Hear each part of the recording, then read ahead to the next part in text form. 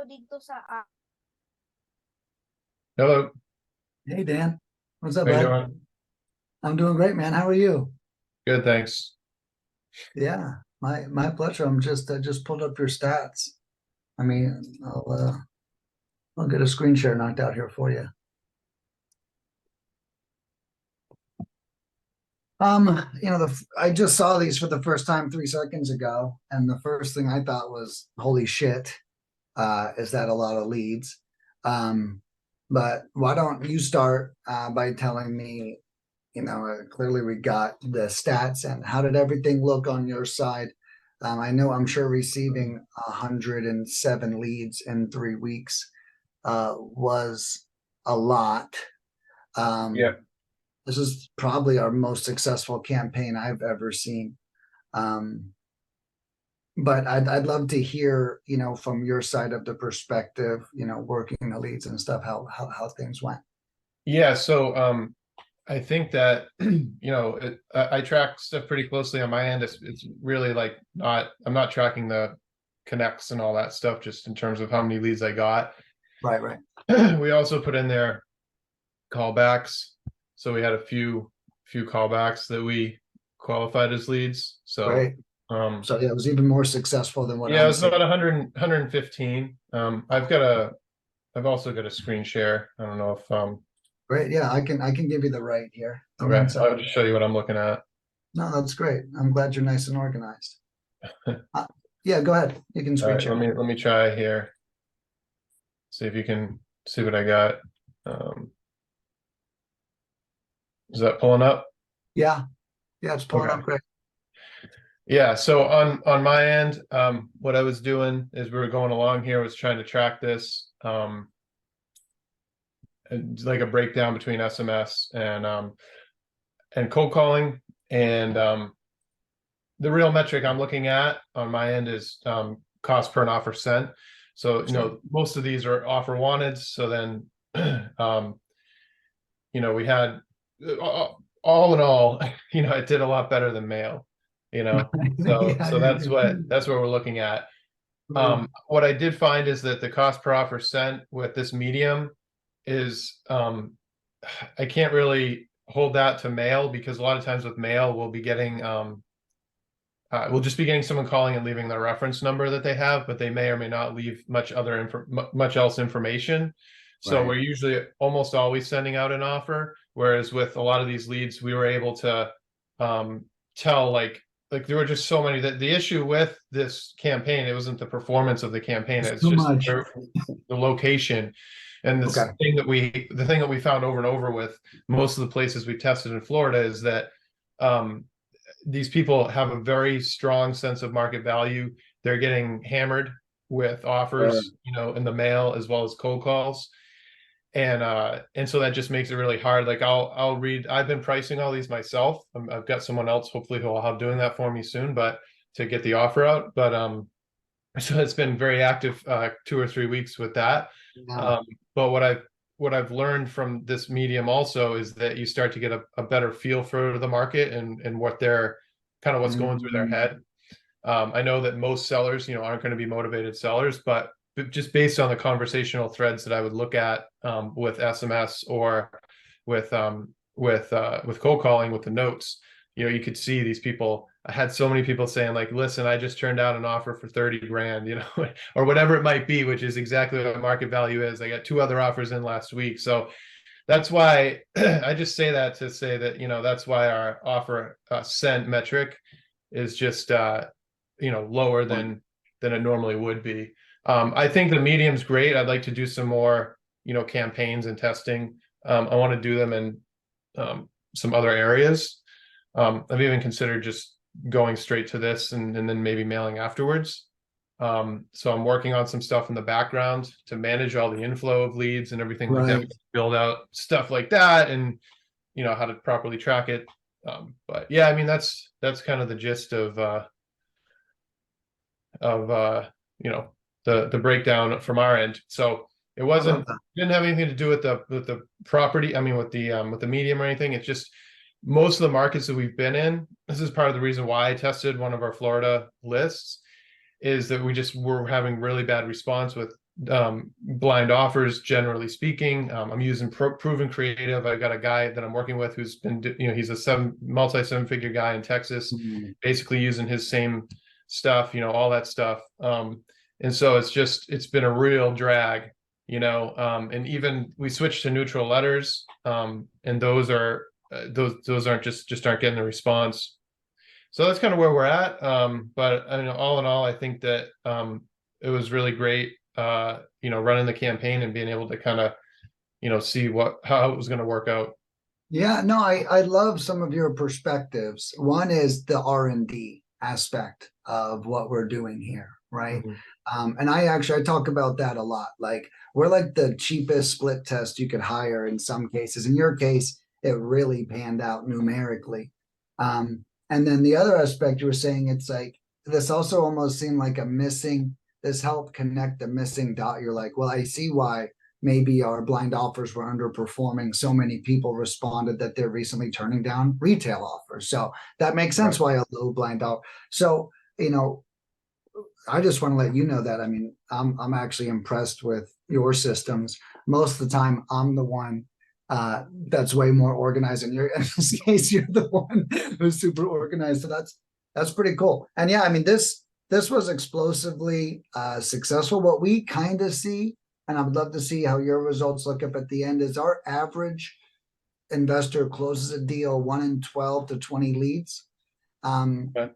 and I think with land, I'm noticing that it's closer, I think, to 12 to 15. And I think houses is closer to like 20 to 25, right? Is kind of what we're seeing.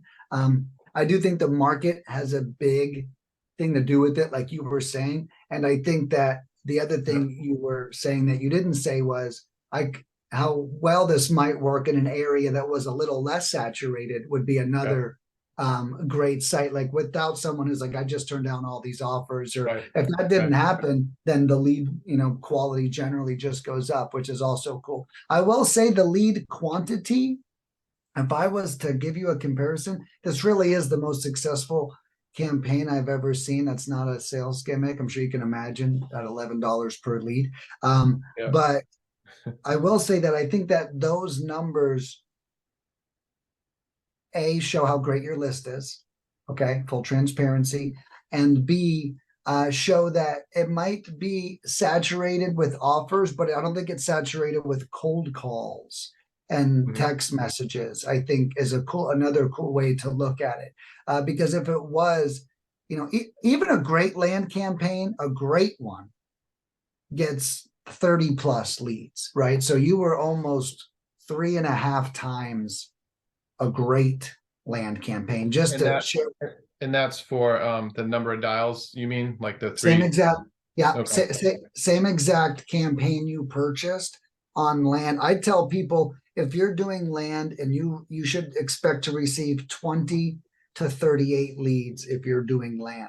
Now, of course, in cases it does go up way higher. We've seen that before. I just want to point out that although one saturation might be there in offers, I don't think the cold call saturation is there. Okay. As Yeah, thorough. yeah, mostly it was people saying that they had received, other offers. There's just a lot of mail. There are some people that say they've been receiving calls, but for the most part, and a lot of people didn't distinguish between the two. So I'm going to assume that most of it is mail. So that's the thing, and that's the problem that I've had with the business in general, is that we're moving out of Florida. We're testing some other markets.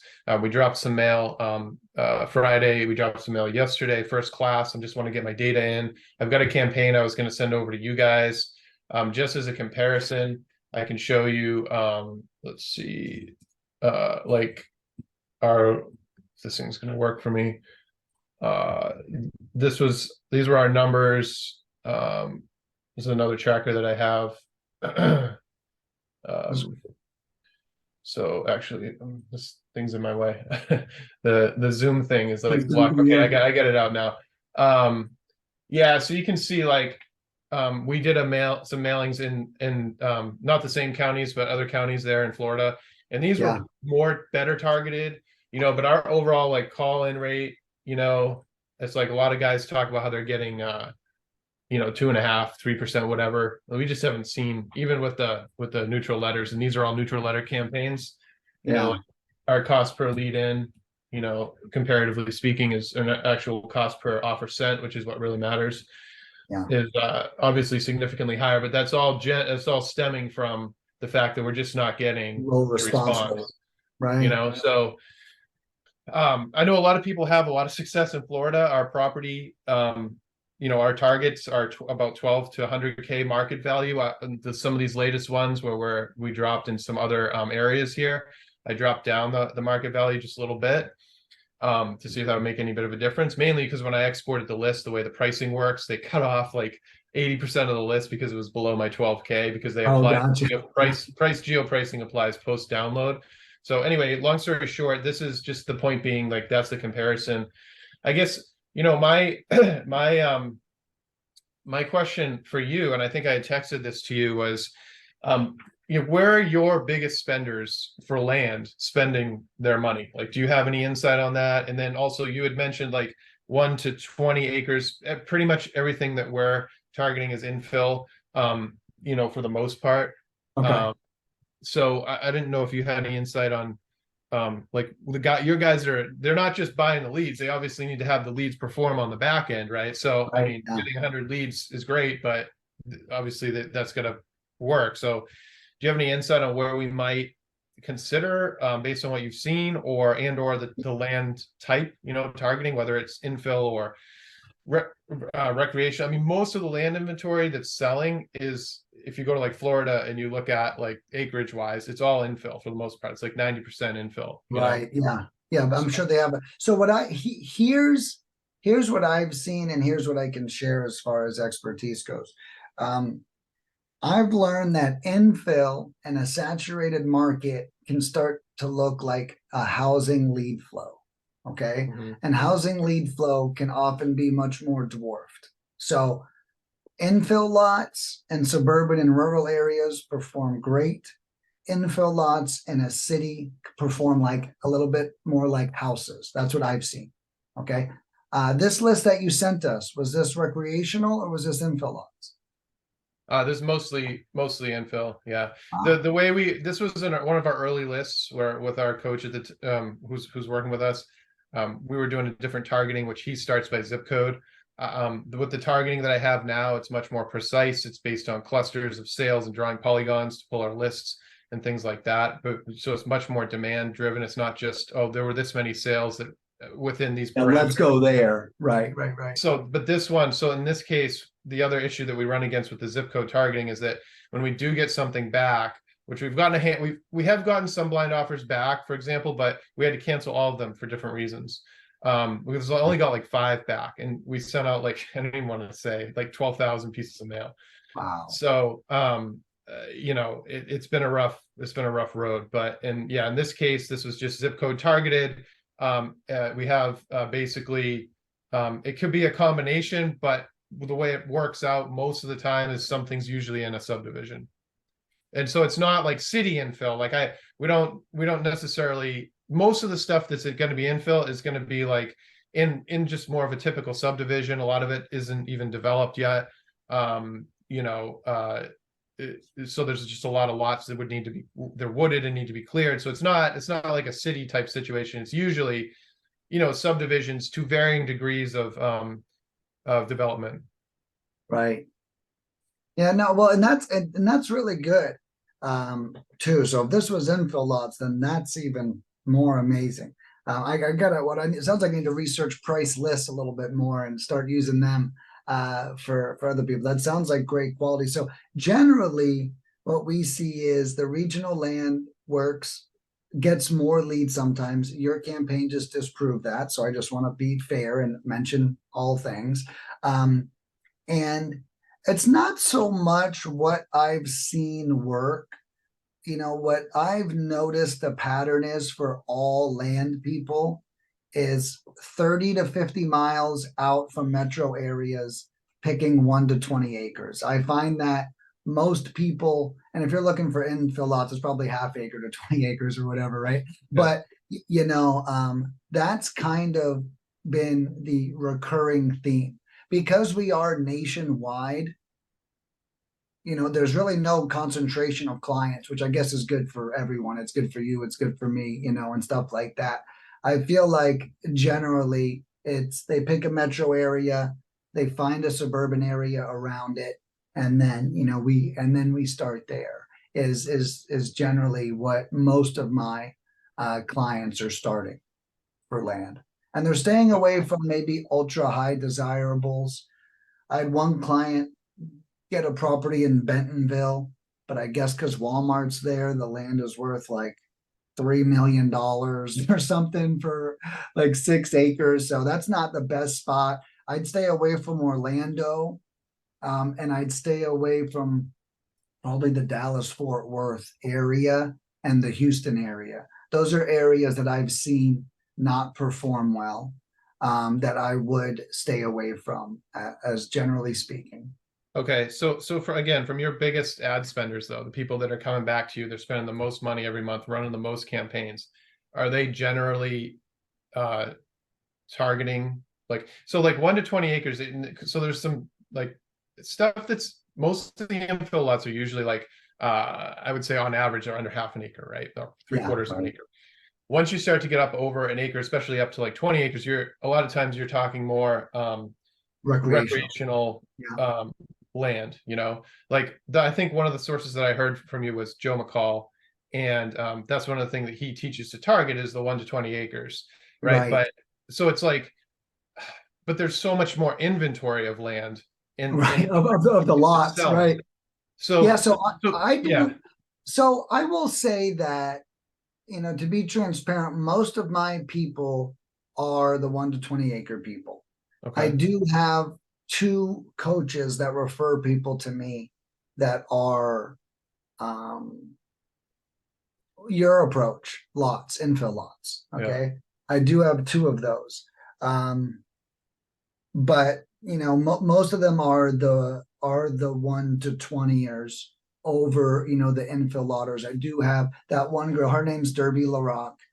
She teaches infill lots and finding builders. And she mainly focuses here in Florida as well. She actually has some buyers in Punta Gorda. I doubt you don't. But just so you know, I just heard that in one of her videos that she's got someone buying up lots like crazy out there. But yeah, she's my biggest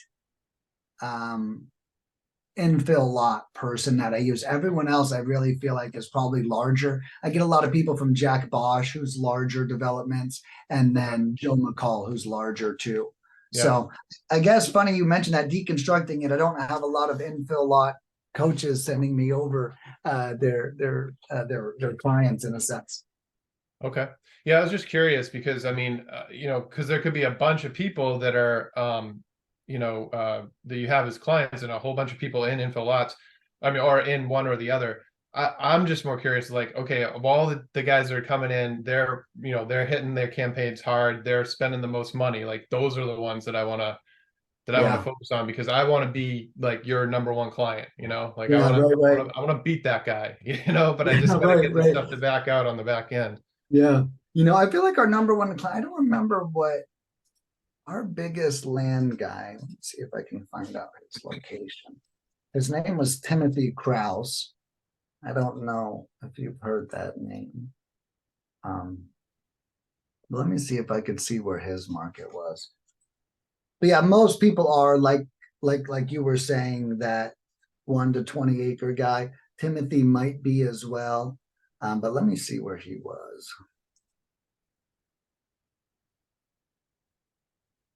Okay. They're just giving me some connection warning, just so you know, in case I like freeze up or something. Oh, cool. Now you're good. Good. Okay. Yeah. Yeah, what I can do, this says 253. So let's find out what market. 253 area code. Tacoma is where Tacoma, Washington. Mm-hmm. is where that client was. He's probably one of my biggest ones right now, and we were just flying them out for him. And then I can ask him if you want, if he is I can send him a DM if he's large parcel or lots as Yeah, well. yeah. Any sort of data that you might have on, and again, I don't need to get like too personal in terms of, you know, who they are. If they want to share their information, that's fine. Or if it's just a general sense of like the top spenders, you know, that, and the guys that keep coming back, like, you know, obviously their leads are backing out on the back end for them. Right. And I'm just curious to know like where, you know, where they're looking with that. So Yeah. Yeah. Most people are nationwide. You know, we get a lot of closed deals. Like I just had someone hire me from Jack Bosch. She hired the King Kong. She only got 18 leads. And then, you know, they closed a deal on that as well. I'll find out what market she was into. But yeah, you know, it's really following the numbers. In your case, I mean, you almost had too many, right? I mean, it's like I forced you to become an acquisition machine when you hired us. In a sense, you know, you had to comp, offer, and do all this stuff in like a very short window. yeah, yeah. I just hired someone over the weekend that I'm hoping is going to be able to, seems promising. So she's you know, going through training so that we can deal with the inflow. Yeah, awesome. And then I'll do some research and I'll try to get some information over to you as well. Okay. Yeah, and I didn't mean to hog the screen, by the way. I'll shut Oh, my you're mic. great. No, you're Okay. great. I love it, man. I love how organized this was. This was great for me to see.